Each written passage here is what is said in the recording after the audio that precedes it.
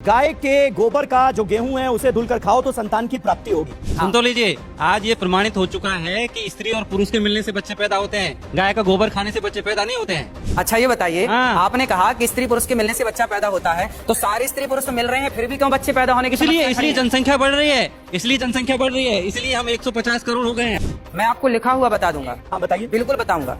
कौन से आपने मेरे को पहले बताया होता तो मैं लिखी हुई प्रमाणित पुस्तकें लेके आ जाता। आप मेडिकल साइंस के अगेंस्ट बोल रहे हैं। आपने सिस्टम ही बदल दिया पूरा कि भाई गाय के गोबर खाने से बच्चा पैदा हो जाएगा या गोबर में जो गेहूं निकल रहा है।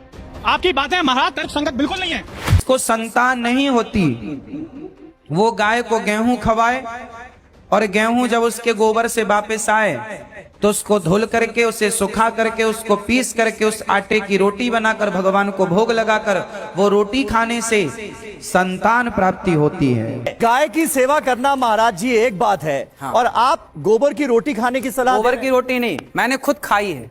खाइए आप। मैंने गोबर की रोटी नहीं, वो क्या है, एक प्रोसेस है। गाय के अंदर जब गेहूं जाता है तो आप इसको सर्च कीजिएगा, यूट्यूब पे गूगल में करिएगा।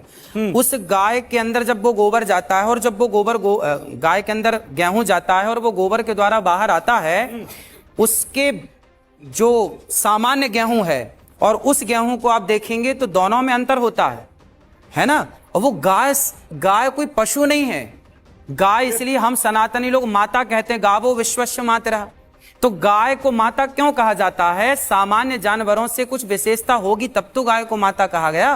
और मैं क्या कह रहा हूं, मैं कह रहा हूं कि गाय को खिलाइए गेहूं, फिर वो बाहर निकलेगा गोबर से, उसे धुलिए, उसकी रोटियां खाइए। ये मैंने बड़े बड़े संतों से सुना है और मैंने खुद वो रोटियां खाई हैं। आप जब वो रोटियां खाएंगे तो निश्चित ही आपके शरीर में जो दोष हैं बच्चे ना होने के, जो कई बार डॉक्टर बोलते हैं कि संतान नहीं होगी, कई बार डॉक्टर मना कर देते हैं आपको नहीं हो सकता, ऐसे केस भी देखे गए, उनको भी होता है। कई बार डॉक्टर बोलते हैं कि आप 1 घंटे बाद मर जाओगे या 1 महीने बाद मर जाओगे, इतनी आयु है, वो लोग सालों साल जिंदा रहते हैं। तो यानी इसका मतलब एक तरह से आप मेडिकल साइंस को चुनौती दे रहे हैं। भाई चुनौती हम नहीं दे रहे, हमारी गाय के गोबर का जो गेहूं है वो धुल के खाओ तो संतान की प्राप्ति हो जाएगी। ऐसा मैंने उदाहरण के लिए कहां लोग जाते हैं, कितने बड़े बड़े अस्पतालों में घूमते रहते हैं। आपने तो पूरी मेडिकल साइंस को चुनौती दे दी महाराज। चुनौती ही मानिए आप क्या कहना चाहेंगे? गाय के गोबर का जो गेहूं है उसे धुलकर खाओ तो संतान की प्राप्ति होगी, क्या है आपके हिसाब से? देखिए, पुरानी किताबों में तो बहुत सारी ऐसी बातें हैं जो मिथ्या है, पहले उनकी खोज करनी रघुवंशम को आप मिथ्या कह रहे हैं। आज सारी ये बातें, महाकवि कालिदास की बातों को आप मिथ्या कह सारी देंगे। बातें साबित हो चुकी है। आपने पढ़ा रघुवंशम? हाँ, रघुवंश पढ़ा है, संस्कृत भी पढ़ी है। आप ये कहकर मत डराइए कि रघुवंश पढ़ लिया तो आप ज्ञानी हो गए। आप उसको हमने पढ़ा है। आप बाबा सुन तो लीजिए, आज ये प्रमाणित हो चुका है कि स्त्री और पुरुष के मिलने से बच्चे पैदा होते हैं, गाय का गोबर खाने से बच्चे पैदा नहीं होते हैं। ये सभी लोग जानते हैं। सबको बच्चा पैदा होना चाहिए, सबको बच्चा पैदा होना चाहिए, किसी को ऐसा क्यों कि नहीं पैदा होता है? आपके भक्तों से पूछ लीजिए बच्चा उनको कैसे पैदा हुआ। अच्छा ये बताइए, हाँ। आपने कहा कि स्त्री पुरुष के मिलने से बच्चा पैदा होता है, तो सारे स्त्री पुरुष तो मिल रहे हैं फिर भी क्यों बच्चे पैदा होने की इसलिए जनसंख्या बढ़ रही है, इसलिए हम 150 करोड़ हो गए हैं। अरे भाई फिर ये केस क्यों है कि गाय का गोबर खा के नहीं हुए हैं 150 करोड़। ठीक है, तो सवाल क्या है आपका? मेरा सवाल ये है कि मिथ्या बातों को छोड़िए और कुछ तार्किक बात कीजिए, समाज को तार्किक बात है, आप मानो ना मानो। जवाब दीजिए बाबा। और आपने जिक्र किया कि धर्म ग्रंथों को आपने पढ़ा, कौन से धर्म ग्रंथ में ये लिखा है कि गाय का गोबर खाने से और गेहूं उसमें से निकाल के खाने से संतान की प्राप्ति होती है? जी वहां पब्लिक से बात करिए। क्या कहना चाह रहे? ये जो विधि है, ये जो उपाय है संतान प्राप्ति का, ये कौन से धार्मिक ग्रंथ में लिखा है जो आप बता रहे हैं? ये भी मुझे आपको लिखा हुआ बता दूंगा, मैं आपको लिखा हुआ बता दूंगा। हाँ बताइए। बिल्कुल बताऊंगा।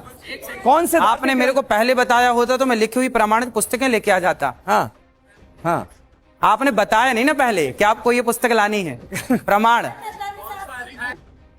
उन्होंने बोला गोबर नहीं खाना, गोबर से निकला गेहूं खाना है। तो गोबर से निकला ही गेहूं क्यों खाना है? गेहूं तो हम रोटी में भी बना के खाते हैं। ये क्या बात है कि गोबर से निकला गेहूं खाना? ठीक है, ये क्या बात हुई कि गोबर से निकला हुआ गेहूं खाना है?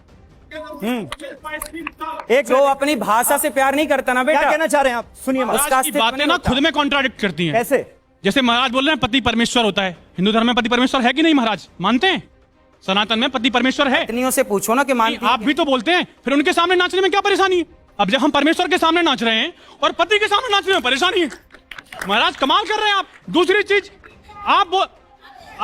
नहीं, हम आपसे बात करने नहीं, हम महाराज से सवाल पूछ रहे हैं। आप लोग शांत रहेंगे थोड़ी देर? जी जी। आप हमें महाराज ये बताइए, आप 21वीं सदी में जी रहे हैं, आप यहाँ कैसे आए? रथ से आए हैं महाराज, या फिर कारवार से आए हैं? तो टेक्नोलॉजी का इस्तेमाल कर रहे हैं ना। आप बातें कर रहे हैं 5000 साल पहले की, द्वापर की, त्रेता की।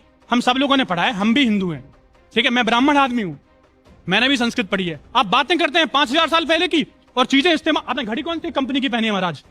हमें जो दिया जाता है महाराज तो गौरव पहन लेते हैं। अगेंस्ट क्यों बोलते हैं आप? मेडिकल साइंस के अगेंस्ट बोल रहे हैं। आपने सिस्टम ही बदल दिया पूरा कि भाई गाय के गोबर खाने से बच्चा पैदा हो जाएगा, या गोबर में जो गेहूं निकल रहा है। आपकी बातें महाराज तर्क संगत बिल्कुल नहीं है, आपकी सारी बातें कॉन्ट्राडिक्ट करती हैं। आप मुझे बताइए, आपकी सारी बातें एक दूसरे को कॉन्ट्राडिक्ट कर रही हैं। ये चश्मा वाले भैया से बात कराइए। ऐसे नहीं, ऐसे आवाज आज के समय के हिसाब से आप जी रहे हैं और मैं भी जी रहा हूं, लेकिन आज के समय के हिसाब से जीने का मतलब ये नहीं है कि हम अपना पुराना इतिहास भूल जाएं। 5,500 साल पुराना जो द्वारिका है वो समुद्र में पानी के अंदर मिली ना। मोदी जी गए ना पूजा करने, तो वो आप कह रहे 5,000 साल पुरानी बातें क्यों कर रहे हैं? हम तो क्यों ना करें बातें भैया। एक मिनट, ऐसे नहीं, माइक। मुझे महाराज ये बताइए कि आप कथावाचक हैं कि मॉरल पुलिस हैं कि आज के टाइम का, तो आप, मैं बताऊं, ट्रेंडिंग है मीम्स में। आप समझ रहे हैं 21वीं सदी में मीम कल्चर तो आप समझते ही होंगे। मैं इंस्टाग्राम खोलता हूं, आपके हजारों मीम्स पड़े होते हैं। इसी से आप परेशान हैं। इसी से आप परेशान हैं। नहीं, मैं परेशान नहीं हूं महाराज, लेकिन मैं चाहता हूं कि जो आप कर रहे हैं कम से कम तर्क के साथ बोलें, फैक्ट के साथ बोलें। आप बोल रहे हैं 14 साल के लड़के ने जीमेल का आविष्कार किया है। आप बोल रहे हैं स्टीव जॉब्स के वो 1973 में आया था, एप्पल खा के दे दिया उन्होंने। कैसी बातें कर रहे हैं महाराज आप? ये सारी फैक्ट चेक करिए पहले, फिर बोलिए आप। ठीक है, चलिए। अब मुझे लगता है भाषा पर बहुत बात